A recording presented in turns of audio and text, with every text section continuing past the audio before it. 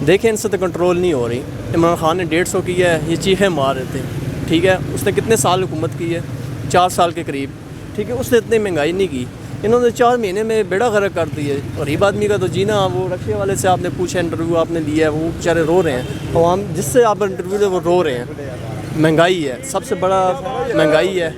اور یہ جو بنا رہے ہیں نا, وہ آپ نے بات کی تھی رانا سنو, کچھ نہیں ملے گا. انہوں نے بہت کوشش کی ہے, اس میں سے ان کو کچھ نہیں ملے گا.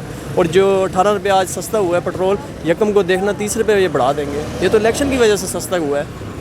یہ تو عوام کو الو بنا رہے ہیں, تو کچھ بات نہیں ہے ایسی. اچھا, مہنگائی کنٹرول کریں. یہ مین مسئلہ مہنگائی ہے. اس کے علاوہ جو غداری کا, جو میں نے کہا کہ غداری کا, رانا ثناء اللہ کہہ رہے ہیں کہ وہ غداری کا مقدمہ چلے گا. کچھ بھی نہیں ملے گا. یہ مل کے کھچڑی بنا رہے ہیں, وہ اکیلا ہے, یہ ساری پارٹی مل کے کچھ بھی نہیں کر سکتے.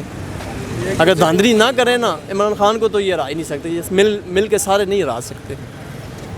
آنے والے الیکشن میں کس کو ووٹ دیں گے؟ جو گزر گیا نہیں, آنے والے عمران خان کو. پچھلے بھی عمران خان کو دی ہے. عمران خان کی ایک ایسی بات جس کی وجہ سے آپ کو پسند ہے؟ وہ دنیا عزت کرتی ہے. ان کی تو دنیا بھی عزت میں نہیں ہے, اور پاکستان میں تو آئی نہیں ہے. عمران خان کے لیے آخر میں کوئی پیغام دینا چاہیں گے؟ بس ان کو چوروں کو نہ چھوڑیں. وہ نہیں چھوڑے گا. بہت شکریہ بھائی جان.